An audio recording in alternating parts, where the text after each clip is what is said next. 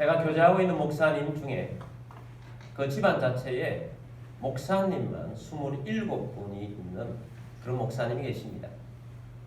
이 목사님의 아버님께서 먼저 예수님을 믿으셨고 형제들을 전도하셨고 목사님이 되셨고 또 이 목사님의 형제가 무려 9남매인데 이 목사님은 8번째라고 합니다. 위로 7분의 형님들이 계시고 막내가 딸이라고 합니다. 위로 7분 형제들도 다 목사님이 되셨고 본인도 목사님이시고 본인의 아들도 목사님이시고 사촌들까지 다 합쳐서 27분이나 목사님이 되신 영적인 가문인 그런 목사님이십니다. 이 목사님과 함께 지난주에도 저희 교회에서 이 도시를 복음화를 위해서 열심히 기도를 했습니다. 요즘 코로나 때이기 때문에 기도 끝나고는 교제를 나누지 않고 그냥 인사만 나누고 이렇게 헤어집니다. 그런데 지난 주간에는 나가시다가 이 목사님이 이야기를 하시는데 목사님 말씀에 제 귀가 번쩍 뜨이고 가슴이 쿵쾅거리는 말씀을 하시는 겁니다. 이 목사님의 아버님께서도 인천 서쪽에 있는 섬들에서 여러 곳에서 목회를 하셨고 또 이 목사님도 목회를 시작하면서 섬에서 목회를 시작하셨는데 인천 서쪽에 가보면 섬들이 복음화가 다 되어 있다는 겁니다. 어떻게 해서 그렇게 복음화가 되었는지를 이야기를 하시는 거예요. 1900년대 초기에 우리나라 선교사님 들어온 지 얼마 안 돼서 인천에 한 교회가 세워졌고 그 교회를 통해서 전도의 열정이 부어졌는데 전도하는 사람들이 배를 타고 섬들에 가서 전도를 했다는 것입니다. 그 중에 한 1화를 또 말씀을 하시는 거예요. 7명의 형제가 이름을 다 개명을 했다고 합니다. 이름을 개명을 하는데 이렇게 개명을 했다는 것입니다. 예를 들면 믿음, 소망, 사랑 이걸 한문으로 하면 신망애지 않습니까? 그래서 이름을 신망애 이렇게 해서 7개를 해놓고 기도하고 제비를 뽑아서 이름을 개명을 하는데 그렇게 이름을 개명을 한 이유는 예수님을 믿기 전의 삶과 예수를 믿고 난 이후의 삶은 완전히 거듭난 삶이기 때문에 다른 삶을 살아야 되겠다 하는 그런 결심을 갖고 이름을 개명을 했다는 것입니다. 그래서 제비를 뽑았는데 내가 김씨인데 신자가 뽑혔다. 그러면 김신일 이렇게 되는 것이고 또 이신데 망자가 뽑혔다. 그러면 이망일 이렇게 이름을 짓고 또 송신데 애자가 뽑혔다. 그러면 송애일 이렇게 했다는 겁니다. 그래서 제가 물었습니다. 왜 끝에 일자를 붙이나요? 그랬더니 우리는 모두 예수님 안에서 하나가 되었기 때문에 일자를 붙여서 그렇게 이름을 다 개명을 하고 그래서 어떤 섬에 가보면 40명의 사람들이 그분들이 전도를 해서 이름이 다 뒤에는 일자가 다 붙었다는 거예요. 그러면서 어떤 데는 주인과 노비가 다 이름을 다 바꿔가지고 다 동일한 일자를 붙여서 한 교회에 가면 전부 다 뒤에는 일자 돌림으로 다 끝나는 그런 섬도 있다는 것입니다.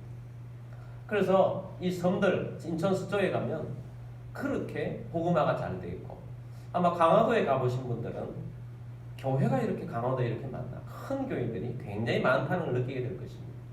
그 당시에 그렇게 복음의 뜨거운 열정을 가지고 섬들의 복음을 전했던 이 이야기를 이렇게 하시는 겁니다. 그러면서 그들이 얼마나 성령으로 뜨거워졌는지 섬들의 산 봉우리들이 있는데 그 봉우리들에서 기도 소리가 우렁차게 났다고 합니다.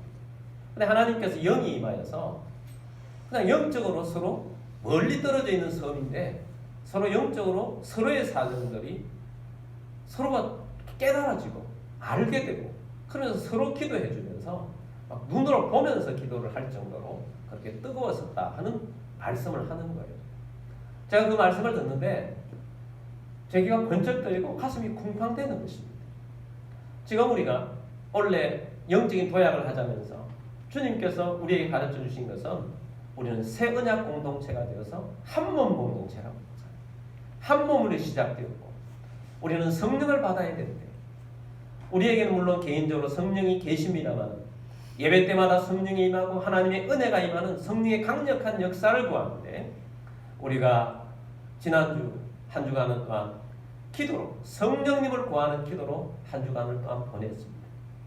그래서 이 말씀을 이 목사님으로부터 듣는데, 하나님께서 갑자기 이 목사님을 통해서 이 말씀을 전해주시는 것은 우리가 기도하면서 나아가고 있는 지금 이 한몸 공동체로서 성령을 구하면서 나아가는 것이 바르게 가고 있구나 하는 응답으로 저는 받았습니다. 정말 하나님께서는 이렇게 출발하여서 하나님의 나라를 이루어갈 수 있도록 만들기를 원하시는 것입니다. 우리가 1월 첫 주에는 새 언약 공동체가 되었다, 우리는 한 몸이 되었다 하는 말씀을 들었습니다. 이것이 1단계라면 이제 2단계, 지난 둘째 주에는 우리가 기도로 성령님을 구합시다, 오로지 성령님을 구하는 기도를 합시다. 이것이 2단계였습니다. 오늘은 우리가 성령을 받기 위해서 성령 받는 준비를 갖추자는 것입니다. 우리는 성령을 받을 수 있는 준비된 그릇이 되어 있느냐? 우리가 성령을 받을 수 있는 그런 그릇이 된 교회로서 준비되어지자 하는 말씀을 드리기를 원합니다. 사도행전 길을 가야 한다고 그랬습니다. 사도행전 1장 초반에는 예수님께서 성찬하시는 말씀이 나옵니다. 그리고 사도행전 2장에 가면 약속하신 성령님이 임했습니다. 근데 그 사이에 사도행전 1장 예수님이 성찬하신 다음부터 성령님이 임한 그 사이에는 두 가지 일이 기록되어 있습니다.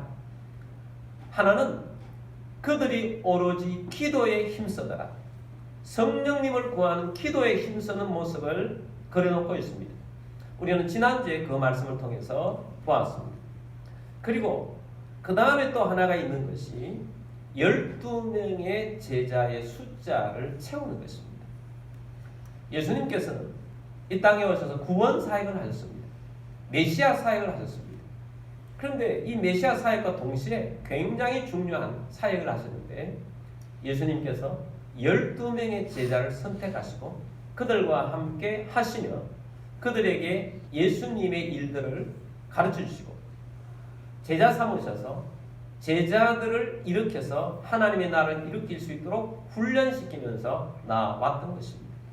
그런데 그 12명 중에 한 명이었던 가룟 유다가 예수님을 배신했습니다. 은삼십에 예수님을 팔아버린 것입니다. 그리고 스스로 자기 목숨을 끊어버린 것입니다. 사탄에게 매인받아서 돈에 끌려다니다가 망한 케이스가 된 것입니다. 베드로와 120명의 사람들이 성령님을 구하면서 기도하는 중에 베드로가 일어나서 바로 이 부분에 대해서 제안을 합니다. 우리 중에 12명의 제자로 뽑혀 다니다가 한 사람 가룟 유다가 돈 욕심에 예수님을 팔아버리고 이 땅을 떠났습니다. 이제 우리가 할 일이 있습니다. 이 부족해진 이 한 명을 이 자리에서 채우는 것입니다. 그렇게 하여서 그 한 사람을 채우게 됩니다. 어떤 사람을 첨가하느냐? 사도행전 1장 22절 말씀 보겠습니다. 항상 우리와 함께 다니는 사람 중에 하나를 세워 우리와 더불어 예수께서 부활하심을 증언할 사람이 되게 하여야 하리라 하거늘. 자, 한 사람을 첨가하자. 어떤 사람이냐? 항상 우리와 함께 다니던 사람 중에, 예수님을 따라다니던 사람 중에, 그 다음에는 그 마음에 어떤 마음으로 충만해져 있느냐? 우리와 더불어 예수께서 부활하심을 증언할 사람이 되게 하여야 하리라. 예수님의 부활을 증언하는 뜨거운 열정을 가진 사람, 이 사람을 세우자는 것입니다. 그래서 그들이 모두가 동의를 하고 두 사람을 청거를 합니다. 두 사람을 청거를 한 다음에 기도를 하고 두 사람 중에 제비를 뽑아서, 하나님, 두 사람 중에 누가 12명에 적합한 사람이겠습니까? 하고 제비를 뽑았더니 한 사람이 뽑혔습니다. 26절 말씀 보겠습니다. 제비 뽑아 마띠아를 얻으니 그가 11 사도의 수에 들어갑니다. 마띠아라는 사람이 가룟 유다 대신에 예수님의 제자로서, 사도로서 세워지게 된 것입니다. 26절이 1장 마지막 절이고 2장에 넘어가면 곧바로 성령님이 임하는 것입니다. 그래서 이 성령님이 임하기 전에 12명을 채우는 준비를 한 것입니다. 저는 바로 이 말씀을 보면서 성령을 담을 수 있는 준비를 갖춰야 하는구나 하는 것을 깨닫게 되었습니다. 이 준비는 뭐냐? 그냥 12명을 제자를 채운다 이런 좁은 의미가 아니고 넓은 의미로서 우리가 어떤 그릇으로 준비가 되어야 하겠느냐 하는 그것을 깨닫기를 원합니다. 자, 가룟 유다는 예수님을 따르는 제자였어요. 근데 예수님만 따르는 것이 아니고 그는 마음속에 하나 버리지 못한 것이 있습니다. 돈을 따랐어요. 욕심 가는 대로 산 것입니다. 그래서 예수님도 따르지만 돈도 따랐는데 결국 예수님을 은삼십에 팔 때는 예수님을 따르는 것보다 돈을 따르는 마음이 훨씬 커져가지고 예수님을 팔아버린 것입니다. 그렇게 해서 이 사람은 그 육신이 망할 뿐만 아니라 영혼까지도 망하게 된 것입니다. 그런데 새로 채워진 이제 마띠아라는 사람은 12명의 제자는 아니었지만 예수님과 늘 함께 다녔고 예수님을 부활을 목격하고 난 다음에는 이 부활에 대한 이 소망이 커져서 이 부활을 전하고자 하는 그 마음속에 예수의 열정으로 가득한 하나님의 사람이 되었다는 것입니다. 여러분, 오늘 이 말씀을 보면서 우리 속에 어떤 마음으로 채워져야 하는가? 우리는 예수를 믿고 믿음 생활을 하면서도 예수로 충만해진 그런 마음으로 채워져야 하는데 우리 마음 속에 다른 것들이 더 많이 채워져 있다. 욕심으로 채워져 있다. 욕심이 잉태하면 뭐가 됩니까? 죄가 되는 것입니다. 그럼 죄가 채워져 있고 죄가 가득하여서 우리 마음 속에 성령님이 임해야 되는데 성령님이 임할 수 없는 그런 마음이 되어 있다. 그러면 이 마음을 바꿔야 하는 것입니다. 자, 오순절날 성령이 임했습니다. 임하니까 수많은 사람들이 성령님이 임한 자리에 왔습니다.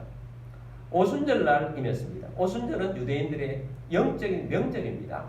영적인 명절이기 때문에 예루살렘에 있는 사람들뿐만 아니고 유대에 있는 수많은 사람들, 해외에 있는 수많은 사람들도 이 오순절을 절기를 하나님 앞에 지키기 위해서 예루살렘에 엄청나게 모여들어 있었던 것입니다.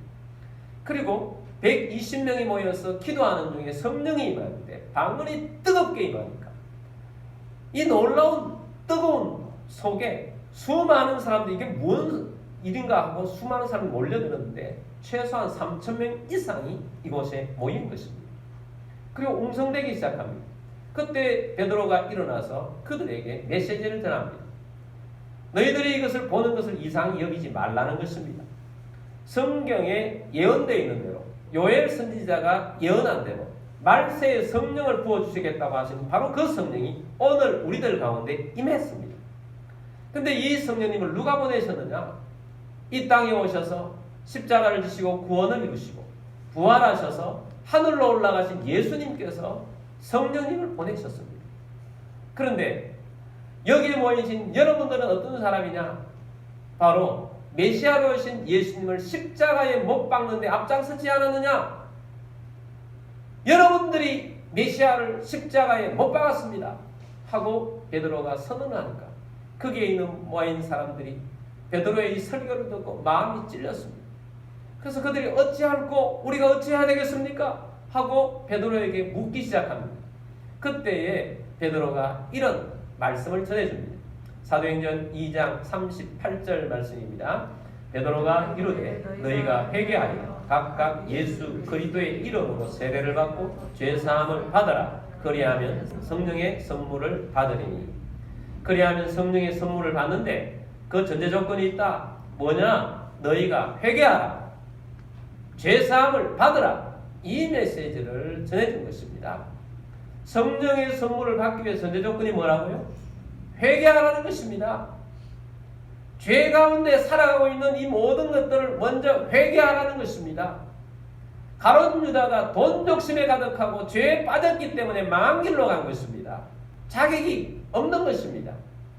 성령의 선물을 받기로 원한다면 우리가 먼저 우리 내면을 청소해야 하는 것입니다. 누가 손님이 온다고 하면 청소부터 하지 않습니다. 진짜 귀한 손님이 오면 대청소를 합니다.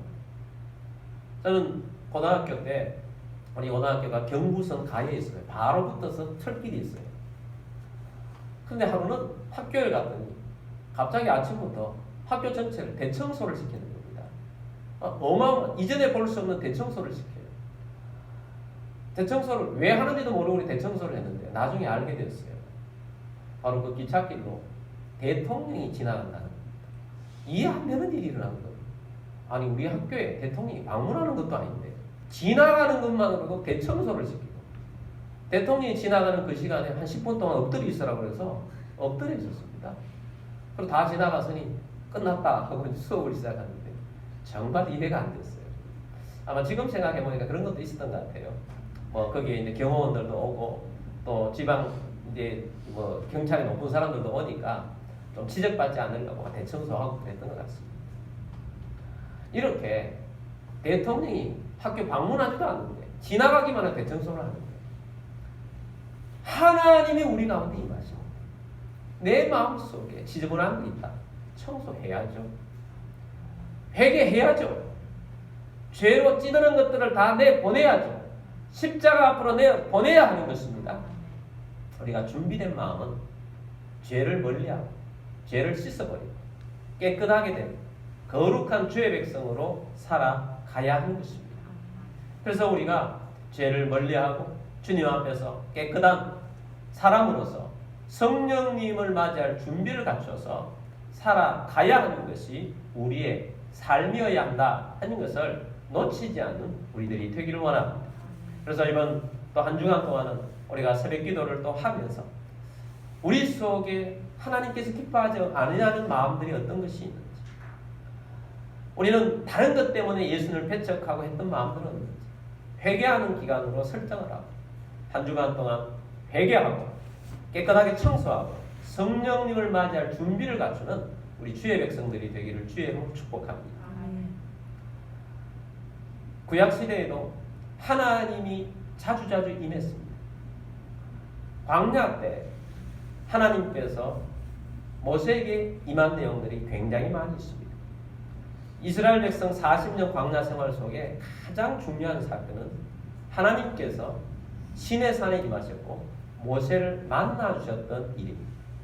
그래서 이 모세와 만나서 하나님의 뜻을 전해주었고 하나님께서 십계명의 돌판도 새겨주었고 성막을 만들려고 하는 여러 가지 설계도를 하나님 보여주셨고 그런 내용들을 전해주어서 모세가 능력을 더 힘있게 되고 또 그것을 통해서 이스라엘 백성들이 하나님 백성들이 살아갈 수 있는 길을 보여주셨던 것이 가장 중요한 사건이 됐습니다. 자, 그런데 재미있는 말씀이 있어요. 출애굽기 19장 24절 말씀 보겠습니다.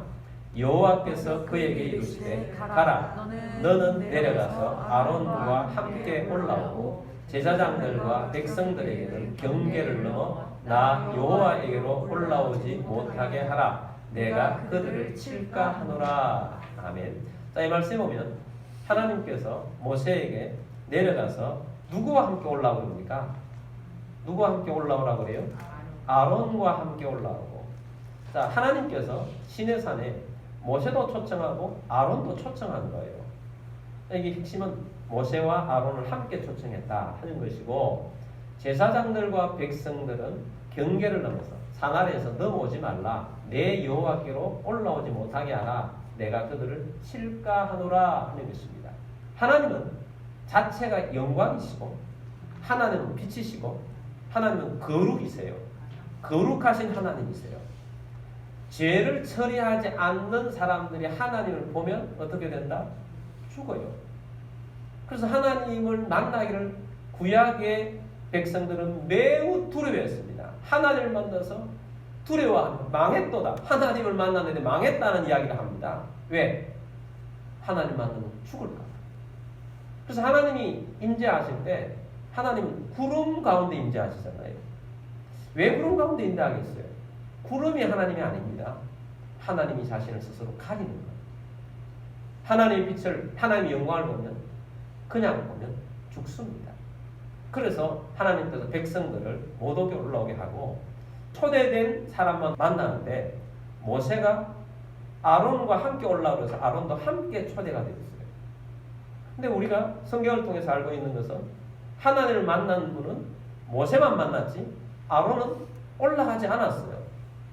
아론 올라가지 않고 어디에 있습니까? 산 아래에 있었다. 아론은 왜 하나님 초대했는데 안 올라갔을까? 이것이 숙제인 것입니다. 오늘 우리는 신약시대에 살고 있어요. 신약시대는 우리가 예수 그리스도로 말미암아서 죄가 처리된 사람들이에요. 우리는 의롭다함을 받은 사람들입니다. 그랬기 때문에 신약시대에 사는 사람들은 이 구약시대에 사는 사람들처럼 제사장과 백성과 하나님 경계를 넘어오지 말라, 너희는 모세의 말만 들으라, 아론의 말만 들으라, 이것이 아니고 오늘날은 하나님께서 성령님이 여러분 가운데, 우리 교회 가운데 직접 다 만나시는 거예요. 다 임하는 거예요. 그런 면에서 하나님이 아론을 초대한 것처럼 우리 모두를 초대하는 거예요.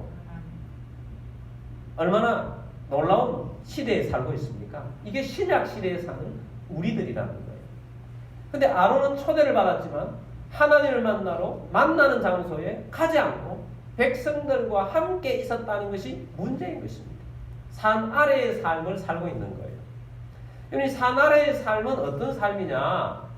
이스라엘 백성들이 애굽에서 노예로 있다가 하나님의 능력으로 구원을 받았어요. 출애굽을 한 것입니다. 자유인이 된 것입니다. 그리고 광야 생활을 합니다. 광야 생활은 기적의 삶입니다. 하나님이 날마다 기적을 베풀어 주세요. 300만 명이라는 사람들이 매일마다 하늘로부터 음식을 내려받아요. 300만 명. 어마어마하지 않습니까? 제가 검색을 해봤어요. 300만 명은 도대체 얼마나 될까? 인천 시민을 오늘 아침에 내가 검색을 해보니까 293만 명이다. 인천 시민의 숫자가 매일마다 하늘로부터 내려오는 음식을 공급받아 사는 거예요. 기적이죠. 놀랍습니다. 10편 105편 37절 말씀 보겠습니다. 마침내 그들을 인도하여 은금을 가지고 나오게 하시니 그의 집 가중에 비틀거리는 자가 하나도 없었도다. 자, 이건 광야 생활을 말하는데 광야 생활을 하나님께서 인도하셔서 그들에게 뭐가 많았느냐 하면 은과 금이 많았어요. 하나님께서 이스라엘 백성들을 애굽에서 나오게 하실 때 장자 죽음의 재앙을 하니까 애굽에 있는 사람들이 빨리 나가라는 거예요. 도저히 너희와 함께 있지 못하겠다. 너희와 함께 있어야 죽겠다는 거예요. 그때 하나님께서 명령을 내리시면서 주인들에게 가지고 있는 은금들을 다 이스라엘 사람들에게 다 주라고 하는 거예요. 그래서 그걸 다 받아가 나왔어요.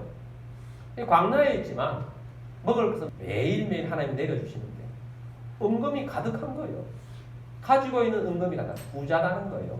구원받은 백성이 부자로 살고 있고 또 비틀거리는 자가 하나도 없도다. 비틀거리는 거. 병자가 없었다는 거예요. 하나님이 건강을 지켜주셨어요. 보호해 주신 거죠. 여러분 인천 시내에 병원이 얼마나 많습니까? 오늘날 이 좋은 시대에 좋은 환경 속에 살아가도 아프고 병원에 갈 일이 많은데 하나님이 보호해 주시니까 건강을 지켜주신 거죠. 비틀거리는 자가 없었어요. 약한 자가 없었다는 것입니다. 기적의 현장에 살고 있는 것입니다. 구원받은 백성들이 산 아래에 살면서 구원은 받았고 또 은금도 있고 또 먹을 것도 매일 주시고 또 아프지도 않고 또 아론 같은 경우에는 하나님께서 2인자가 되게 주셨잖아요. 모세 다음에 2인자 권력을 가지고 있죠. 권세를 가지고 있는 그런 삶을 살고 있는 것입니다. 근데 그 백성들 가운데 살고 있어요.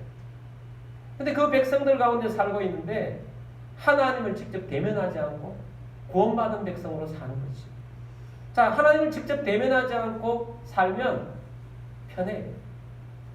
죄를 숨기고 살 수 있어요. 하나님을 만나면 왜 죽습니까? 죄 때문에 죽는 거예요. 성령이 강력하게 하면 첫 번째 나타나는 반응이 회개의 영이 많은 것입니다. 죄가 있으면 견딜 수가 없는 마음이 생기는 거예요. 그걸 죄를 숨기고 또 적당하게 타협하면서 내 욕심 부리면서 내 욕심대로 살 수 있는 것이 산 아래의 삶이에요. 여러분 여기서 오늘 굉장히 중요한 것을 깨달아야 합니다. 예수 그리스도의 은혜로 말하면 우리는 구원을 받았어요. 하나님의 은혜로 삽니다. 하나님의 공급하심을 따라 살아요. 기적을 체험하면서 삽니다. 건강하게 삽니다. 하나님의 은혜로 살아가는 우리들이 하나님이 개입하시려고 할 때마다 하나님 이건 아니잖아요. 하나님 요건 좀 내 마음대로 할게요. 하나님 들어오지 마세요. 하나님 이건 이렇게 내 뜻대로 좀 살게 좀 내버려 두세요. 하나님을 배척하는 거죠. 이스라엘 백성들이 메시아가 왔는데 메시아를 십자가에 못 박은 것처럼 예수님을 자꾸 거부하는 거예요. 성령님을 자꾸 거부하면서 구원받음과 주시는 혜택들은 누리고 하나님이 나와 함께 하셔서 죄를 드러나게 하고 주님과 함께 동행하면서 예수님의 부활을 증거하고자 하는 이런 마음들은 내버려 두고 그냥 오로지 내 앞에 놓여있는 이 산만 관심이 있는 것이 산 아래의 삶이라는 거예요. 이런 한국교회가 100년 조금 넘었는데 한국교회가 노쇠한 것입니다. 그 뜨거웠던 성령의 역사들을 잃어버리고 이제는 하나님을 만나고자 하는 이 열정이 아니라 그냥 구원받은 그 안에서의 축복만 좋아하는, 그 안에 산 아래에 있는 산만 좋아하는, 아론이 하나님을 만나러 가지 않고 아마 두려워서 못 만났을 거예요. 그냥 그 아래에 서 있었던 것입니다. 그 아래에 있었더니 어떤 일이 생겼습니까? 출애굽기 32장 1절 말씀 보겠습니다.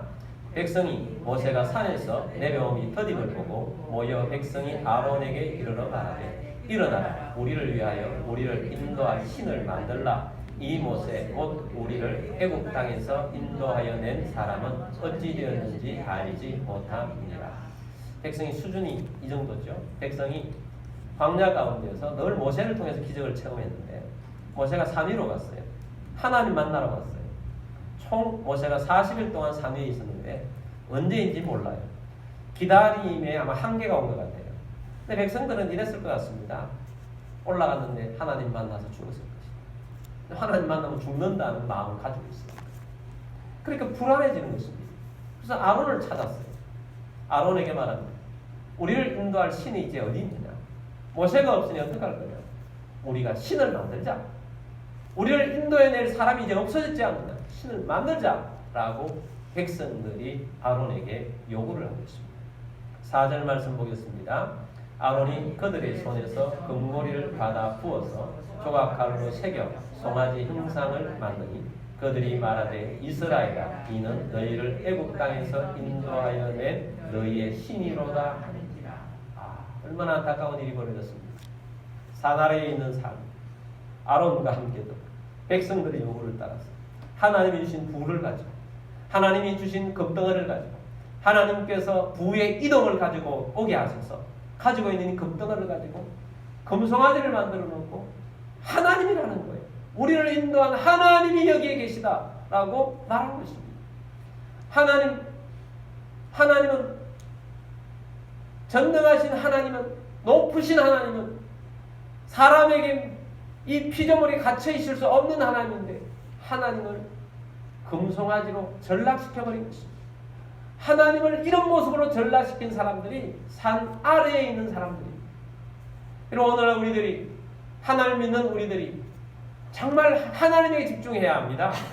예수님에게 집중해야 합니다. 성령님을 받아야 합니다. 하나님을 집중해야 할 우리들이 내 마음속에 욕심들이 커져가지고 탐심들이 커져가지고 탐심이 우상이 되어 있고 내 마음속에 내가 하고자 있는 것들이 우상이 되어 있어서 그것이 내 삶을 이끌어가고 있다면 산 아래에 있는 이 백성들은 무엇이 다르겠습니까?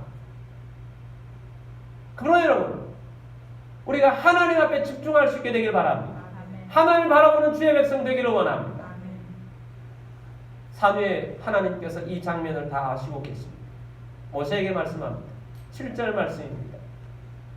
여호와께서 모세에게 이르시되 너는 내려가라. 내가 애굽 땅에서 인도하여 낸 내 백성이 부패하였도다. 애굽 땅에서 인도하여 낸 내 백성이 어떻게 했다고요? 부패했다. 썩었다는 것입니다. 구원도 받고 복도 주고 은혜를 줬는데 내 백성들이 부패해서 썩어버렸다는 것입니다. 여러분 오늘 우리들이 이 말씀 보면서 어떤 마음으로 살아야 되겠는지를 여러분 깨달아야 합니다. 여러분 예수님의 제자로 서야 합니다.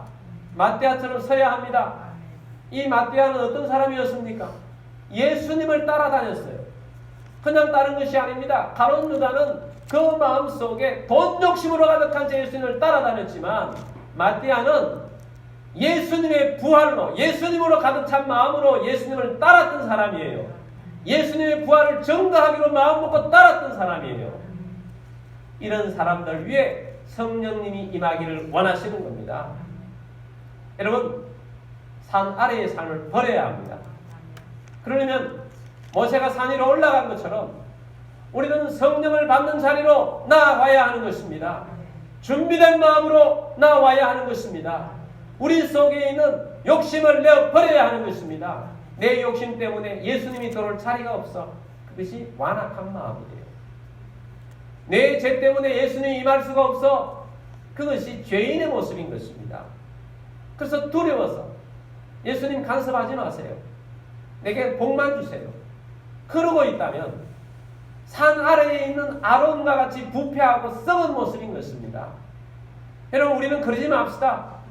우리는 이 시대에 살아가면서 이 마지막 시대에 살아가면서 성령 안에서 살기로 작정합시다. 성령님 임하기를 원합시다. 우리 속에 예수님으로 채워지기를 원합시다. 그래서 주님이 기뻐하시는 삶을 사는 우리들이 되기를 원합시다. 준비된 마음을 가지고 살 때에 성령님이 우리 위에 임할 것입니다. 여러분 이 땅에 많은 그리스도인들이 있습니다. 부패했어요. 썩었어요. 권력성에 모여서 권력을 지향하고 그 권력 안에는 목사님들도 있습니다. 목사님들이 모여가지고 목사님 권력들 그걸 좋아해서 서로 좋은 자리 차지하려고 하는 그런 인들이 있습니다. 부패한 거예요. 성도들이 모여서 정말 기뻐하고 하나님이 기뻐하시는 그러한 것에 초점을 맞춰 그런 말씀들을 나누고 주께서 주시는 은혜의 말씀들을 나눠야 되는데 내가 얼마나 상처만 많이 받았고 내가 어땠고 내가 어떤 그런 것만 가지고 있어요. 그 속에 그걸 나누는 게 나쁜 게 아니에요. 그렇지만 예수님이 살아있어야죠. 예수님이 주인공이 되어야 되죠. 예수님의 부활을 증거하고 그 기쁨이 있어야 되죠. 그래서 우리 마음속에 주님으로 채워진 사람, 성령님으로 채워진 사람, 깨끗한 그릇이 되어서 성령님이 임하기에 충만한 그런 사람으로 준비된 주의 백성이 되기를 원합니다. 여러분 그렇게 하시길 원하십니까? 그렇다면 이번 한 주간 동안도 우리가 준비된 사람으로 기도하면서 살기를 원합니다. 그렇게 주님 앞에 기도하십시오. 주님, 내가 준비되지 못한 어떤 마음들을 주님 기억나게 하시고 떠오르게 하셔서 회개하게 하시고 청소하기를 원합니다. 죄상을 받기를 원합니다. 그리고 성령 받기를 원합니다. 임하여 주옵소서 하고 우리가 한 주간을 지내고 성령님 우리 교회 가운데 임하시옵소서. 도시를 변화시킬 교회가 되게 하여 주옵소서. 주님 세계 선교하는 교회가 되게 하여 주옵소서. 이 나라를 살리는 인재들을 배출하는 지도자들을 배출하는 주의 백성들 되게 하여 주옵소서. 성령님 임하여 주옵소서. 우리가 아론의 길을 버리고 모세의 길을 걸어가겠습니다. 마띠아의 길을 걸어가겠습니다. 하고 하나님 앞에 나아가는 주의 백성 다 되시기를 주의 이름으로 축복합니다.